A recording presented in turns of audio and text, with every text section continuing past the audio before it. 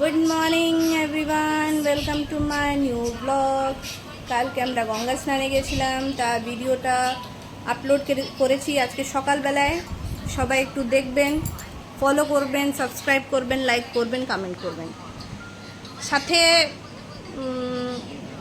কালকে স্নান করে এলাম, কারণ হচ্ছে ওই রবিবার নিয়ে আমাদের একটা সমস্যা ছিল যে করা যাবে কিনা তারপরে তো দেখলাম আজকেই গুরু পূর্ণিমা, তো অনেকেই হয়তো করতে গেছে, কিন্তু আমাদের কালকেই করা হয়ে গেছে। স্নান করতে গেছিলাম, কালকেই হয়ে গেছে।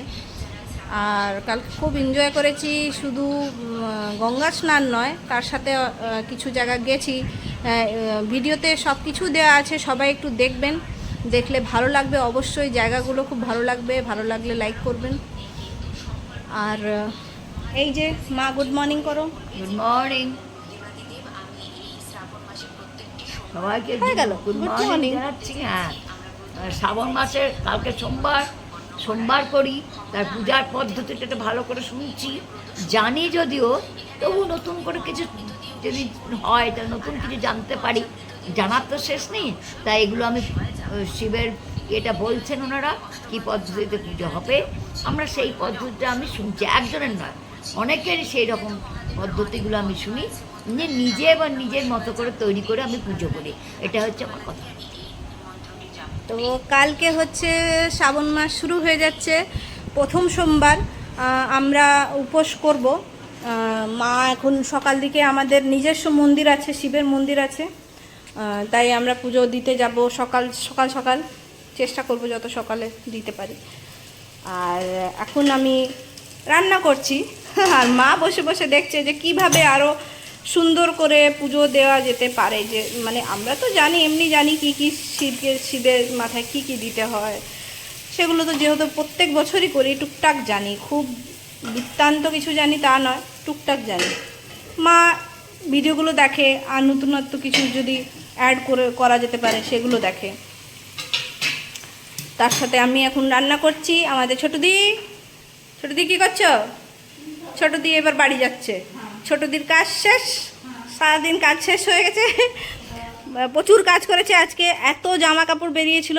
হ্যাঁ, বিশেষ করে যে কারণটা বলি, আমরা গঙ্গা স্নান কেন করতে গেছিলাম, কেন, আমার ছোট দেওর, তার হয়েছে মেয়ে, ছোট ফুটফুটে মেয়ে হয়েছে। আমরা দেখতে গেছিলাম সেকেন্ডেই। তো যেহেতু আমাদের ঘরে বেবি হলে আমাদের 10 দিনের মাথায় গঙ্গা স্নান করতে হয়, তো আমাদের 10 দিন পূরণ হয়েছিল কালকে। আমরা গঙ্গা স্নান করতে গেছিলাম, সবাই গঙ্গা স্নান করেছি। কারণটা এটাই, খুশির খবর। হ্যাঁ, আমাদের ঘরে মা লক্ষ্মী এসেছে, বৃহস্পতিবারে মা লক্ষ্মী এসেছেন, আর খুবই ফুটফুটে, খুবই সুন্দর দেখতে, দারুণ দেখতে। ওর সাথে আমরা ভিডিও করব পুজোর সময়, আশা করি ও এখানে থাকবে, আমরা ভিডিও করব, সবাই দেখতে পারবেন ছোট ফুটফুটে মেয়েকে, খুবই কিউট।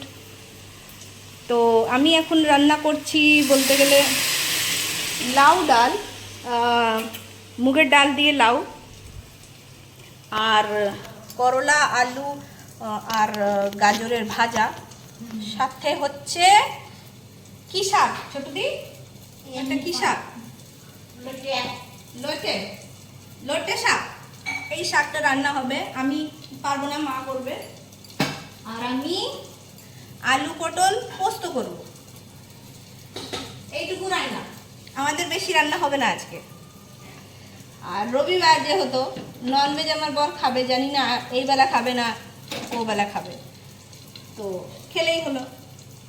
দেখি এবার, পরে আবার দেখা হচ্ছে। আমি আবার একটু একটা জিনিস দেখাচ্ছি, অনলাইন অর্ডার করেছিলাম, খুব সুন্দর লাগছিল, দামটা খুবই কম, এক্সপেক্ট করিনি এতটা ভালো আসবে। দেখুন কি সুন্দর এটা, মানে এটা হচ্ছে কি বলবো মা, এটাকে ওই পলা না, পলা বাঁধা। আপনারা একটু গেস করে বলুন এটার কি এক্স্যাক্ট দাম হতে পারে। ভীষণ সুন্দর দেখতে। আমি অনলাইনে যেটা দেখেছিলাম, ভেবেছিলাম বোধহয় এক্স্যাক্ট এটা পাবো না, হয়তো ডিফারেন্ট কিছু পাঠিয়ে দেবে, কিন্তু একদম সেম টু সেম দিয়েছে। আর কোয়ালিটি ভেরি নাইস, মানে এত সুন্দর কোয়ালিটি দিয়েছে, এত ভালো দিয়েছে। দেখুন ডিজাইনগুলো একটু দেখুন আপনারা, কি সুন্দর ডিজাইন দিয়েছে, কি সুন্দর। তার সাথে একটা এমনি ঘরে পড়ার জন্য আনিয়েছিলাম, এই দেখুন এইটা আনিয়েছিলাম, কত সুন্দর। আমাকে একটু বলবেন এগুলোর আপনাদের মানে কি আন্দাজ, কি প্রাইস হতে পারে, এইটার সাথে এইটার প্রাইস কি হতে পারে একটু বলবেন, কমেন্টে জানাবেন। হ্যাঁ, আমি অনলাইন কিছু না কিছু আনাতেই থাকি র্যান্ডামলি, তো যখন যেটা ঢুকবে দেখাবো আর জিজ্ঞাসা করবো, আপনারা বলবেন একটু কি প্রাইস হতে পারে।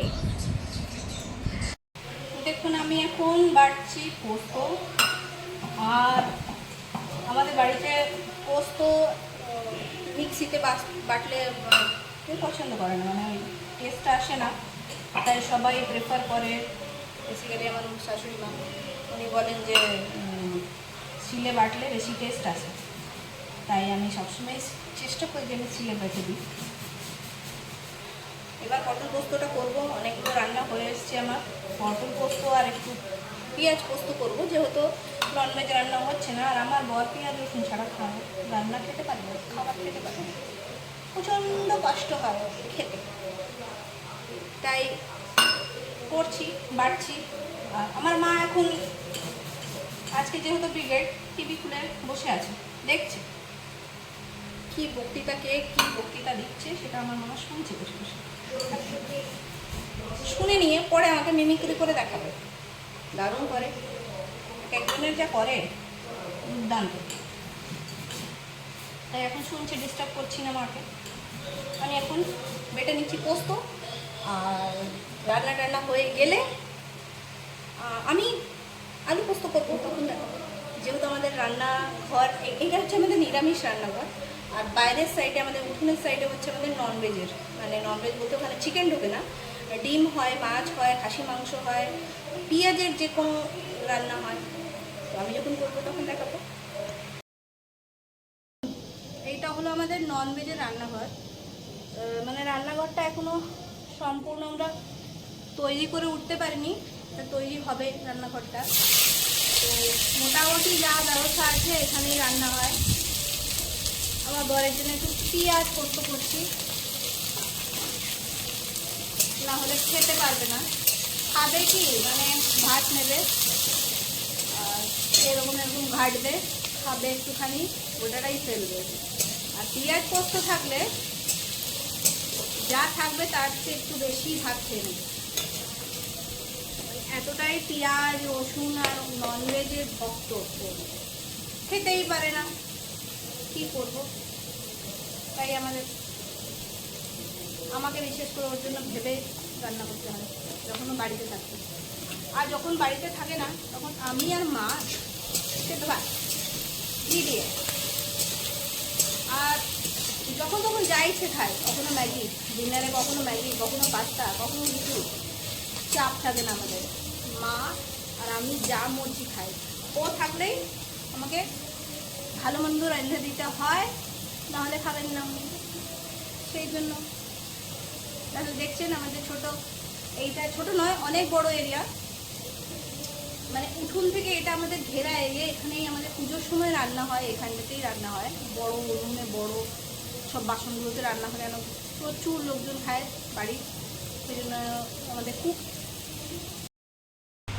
সন্ধেবেলা উঠে একটু সন্ধে টন্ধে দিয়ে মা আবার চা দিল, সুন্দর চা খেলাম, আর চা খেয়ে একটু পিএনপিসি করলাম দুইজনে মিলে। এখন আবার মায়ের ছেলের আবদার দুধ চা খাবেন, তাই দুধ চা করা হয়েছে, আর মা আর বেটি দুধ চা খাচ্ছে বসে বসে, এই দেখুন দুধ চা। ওদেরকে দেওয়া হয়নি, কারণ হচ্ছে একজন কেউ ঢুকেছে, তাই ওরা এখন ব্যস্ত হয়ে পড়েছে, ওদেরকে চা দেওয়া হলো না, আমরাই খেয়ে নিচ্ছি, কী করবো, কিছু করার নেই। বলো মা, তাহলে কালকে আমরা শিবের মন্দিরে সকাল সকাল গিয়ে নিয়ে যাবে, পুজো দেখে নিলে পুজো দেখাবো। আমাদের নিজস্ব শিব মন্দির আছে, কয় বছর পুরনো মা শিব মন্দির প্রতিষ্ঠা হয়েছিল ওখানে? 200 বছর পুরনো শিব ঠাকুর মন্দির। অবশ্যই আপনাদেরকে দেখাবো কালকে, দেখবেন সুন্দর সুন্দর, খুব সুন্দর। মানে আমাদের মন্দিরটা খুব মানে ডেকোরেটেড নয়, বাট পুরনো যেহেতু ভেঙে গিয়ে তার একটু একটা আলাদাই মর্যাদা আমরা আছে। ঠিক করার চেষ্টা করছি। আমরা রেনোভেশন করাবো আস্তে আস্তে, ভগবান আমাদেরকে যেমন দিন দেবে, যেমন সুযোগ দেবে, আমরা করে উঠতে পারলে নিশ্চয় করব। দুর্গা বাড়িটার জন্য আমাদের কাজ চলছিল 2 বছর ধরে। এবার চেষ্টা থাকবে যে শিব মন্দিরটাকেও আমরা একটু রেনোভেট করে ভালো করে তুলতে পারি।